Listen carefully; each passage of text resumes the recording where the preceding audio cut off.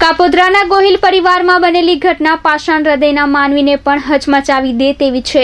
પતિના મોત બાદ 3 પુત્રી અને 1 પુત્રનો પેટે પાટા બાંધીને ઉછેર કરતી માતાએ મંદબુદ્ધિની દીકરીની વ્યથામાં આપઘાત કરી લીધો હતો।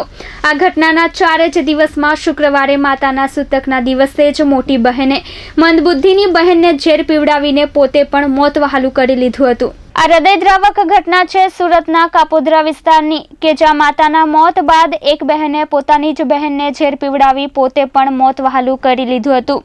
વાત કંઈક એમ છે કે કાપોદ્રાની સહયોગ સોસાયટી ખાતે રહેતા ગોહિલ પરિવારમાં ભૂમિકા નટવરભાઈ ગોહિલ તથા તેની નાની બહેન નિમિષાએ શુક્રવારે મળસ્કે ઝેર પી લીધું હતું।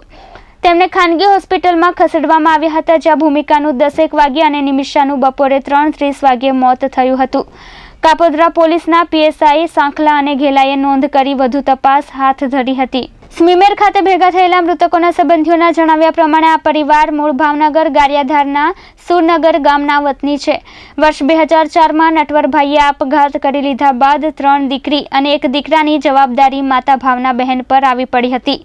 તેમની મોટી પુત્રી પરિણીત છે। ગત 17મીએ ભાવના બહેને મંદબુદ્ધિની નાની દીકરી નિમિષાને લીધે હતાશામાં આવી જઈ આપઘાત કરી લીધો હતો। માતાના મોતથી વ્યથિત પુત્રી ભૂમિકાએ પણ જીવનનો અંત આણવા નક્કી કરી લઈ માતાની સૂતકના વિધિના દિવસે જ મંદબુદ્ધિની બહેનને ઝેર પાઈ પોતે પણ પી લઈ આપઘાત કરી લીધો હતો। આ પરિવારના મોભી એવા પિતાએ પણ અગાઉ આપઘાત કર્યો હતો। આમ ગોહિલ પરિવારમાં આપઘાતની આ 4થી ઘટના બની છે।